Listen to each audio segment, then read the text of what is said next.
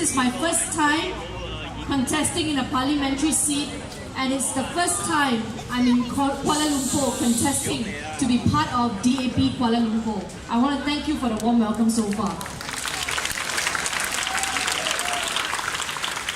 This time around, if I'm elected by the people of Segambut, I want to go into Parliament and put in pressure for more accountability with DBKL. Today, when I went to meet the people of Segambut, they told me that the DBKL's budget is about 3 billion ringgit.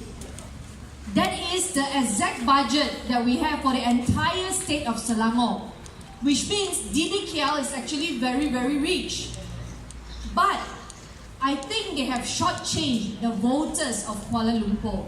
I think they have for the longest time focused, channel back money to only the seats won by Barisan Nasional in Kuala Lumpur. With the same amount of money, 3 billion ringgit, the Selangor state government have been able to give free water for the last 10 years to every household with individual meter in Selangor. With the same amount of money, the Selangor state government has been able to roll out 100 free buses. 100 free buses across Selangor, running from town to town. So if you take a bus from Subang Jaya, you can actually go all the way to KTM Subang, take the train, come out from Shah Alam, hop into a bus, and then go back into the train, and then you can even go to Klang, and then there will be buses in Klang waiting to pick you up. That is the connectivity of the state of Selangor with our Selangor Crew buses. 100 bus routes across with the same budget from DBKL. And these buses come with air condition and also free Wi-Fi across 100 buses around Selangor. Now, if you put in a Pakatan Harapan government that will take over DBKL, that will take over the Federal Territory Ministry, I assure you with 3 billion ringgit, the people of Kuala Lumpur will achieve so much more. What we just said.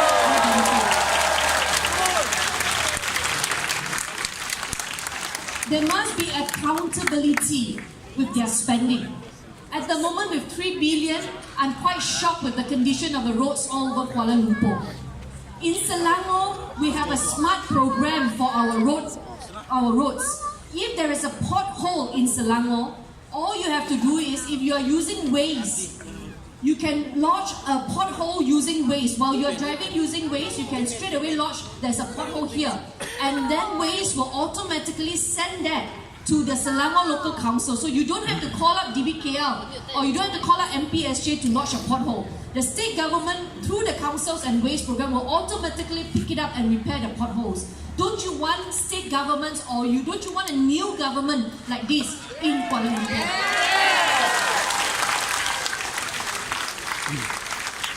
Tengku Adnan must go. We cannot afford to have another 5 years of Tengku Adnan and his ministry looking over DBKL. You cannot. Yesterday I was in Taman, Dr. Ismail. We spoke about a park that the federal government has sold. So we have a Taman Rimba Kiara in Taman Tun. This park suddenly has a title attached to it. And then the federal government sold the land to Yayasan Wilayah Persekutuan, who is chaired by Tengku Adnan. They sold this land, federal government sold to Yayasan, chaired by Tengku Adnan, for 16 million ringgit. Park is a park title. With this 60 million, Tengku Adnan Yayasan then signed an agreement with a private developer to develop part of the park for 160 million ringgit. Just like that, 100 million ringgit exchange. Just like that. 100 million for the sale of a park. Now we cannot keep selling parks, because parks, there are only very few parks left in the entire Kuala Lumpur. One day when our children grow up in Kuala Lumpur, they must be able to see how a tree looks like, how a park looks like. But if you continue to put Barisan Nasional in government and we continue to rule over Kuala Lumpur, there will be no parks left. Because anything that falls into the hands of Barisan Nasional will go missing. So we have to put a stop to it this time. And so this time, I think that change will finally come. This time, I think the ground is shaking. Let me explain to you why. Yesterday, we had a ceramah in Taman Tun Dr. Ismail where the incident, the sale of park happened. At the ceramah, more than 5,000 people turned up for Taman Tun's ceramah. 5,000. And then we put up donation boxes.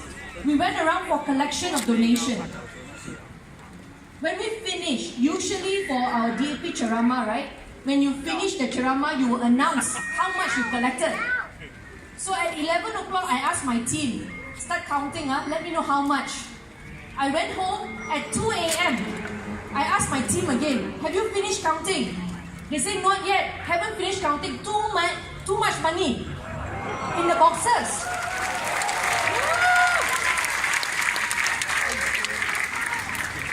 And so I say, okay, I sleep first lah. I woke up at 6 a.m. 6 a.m. WhatsApp message from my volunteer. Hannah, we have just finished counting. 6 a.m. they finished counting.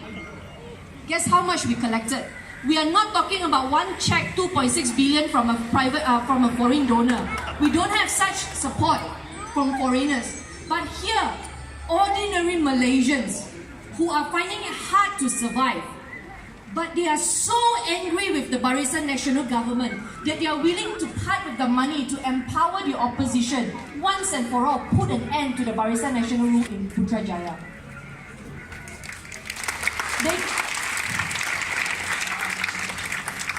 In the donation boxes, 50 ringgit, 10 ringgit, 5 ringgit, that require volunteers to count from 11 o'clock at night to 6 o'clock in the morning, only finish counting.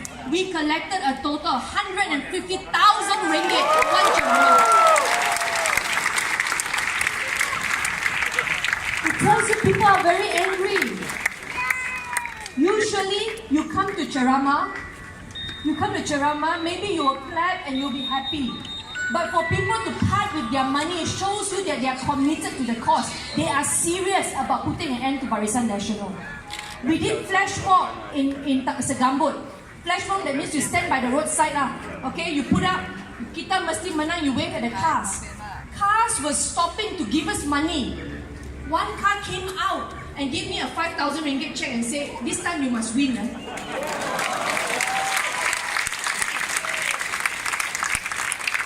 So this time, I think Barisan Nasional is in serious trouble. Because while times are tough, Pakatan Harapan ceramahs are starting to see big crowd and big donations coming in. This is the people movement. And when the people come together, there is nothing impossible for us to achieve. It is not difficult to defeat Barisan Nasional. We have done it in Selangor, we have done it in Penang in the last few elections. This time, with the help of Bersatu and Amanah, I think once and for all, BN will crumble.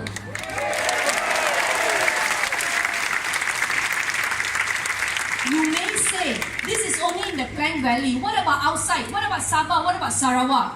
Let me share with you my experience going to Sabah. I went to Sabah recently, and they told me this time we'll go into the parts of Sabah so that you can ceramah with them.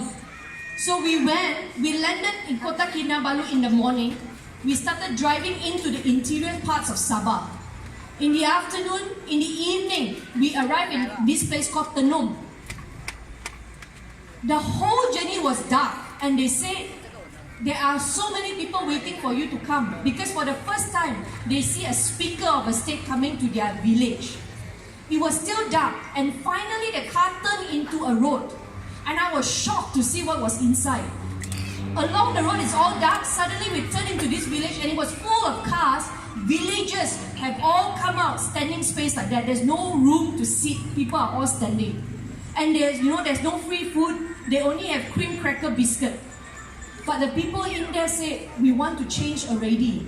The people of Sabah say this time, Warisan, DAP and PKR will lead the change in Sabah. So therefore, I think the ground is shaking, especially in Sabah. And with the help of Warisan, I think we will put an end to a majority of Barisan Nasional in Parliament this round.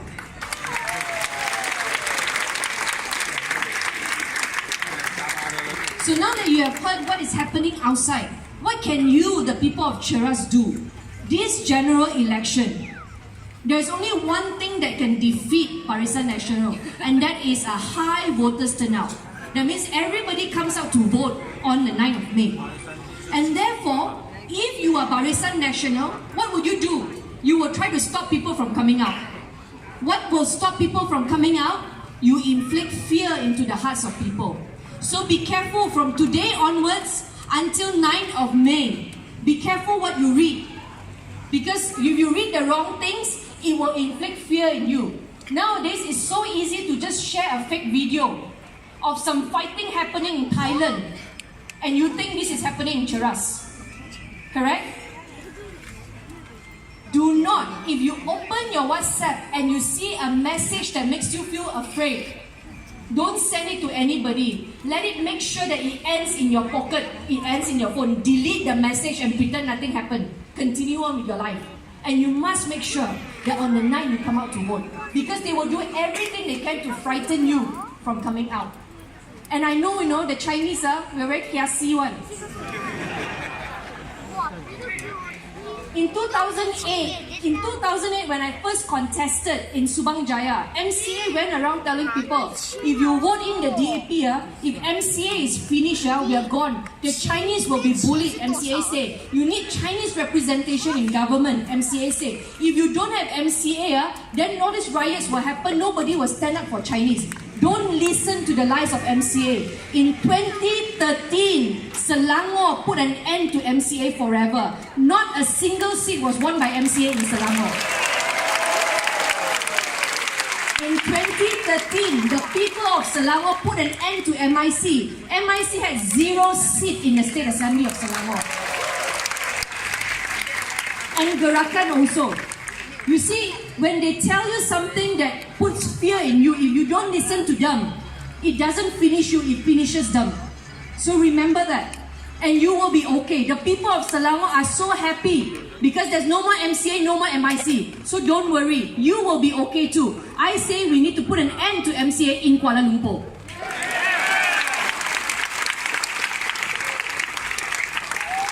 Now that brings me to the next topic. There is a lady contesting here in Cheras against Tan Kok Wai. Barisan Nasional thinks that if you feel a young woman candidate against an older man, the young woman will win. Because they think it works in Pakatan Harapan. But they don't understand that what the people are looking for are not just woman candidates. People are looking for woman candidates who can stand up against corruption, who are not afraid to stand up against corrupt leaders in parliament.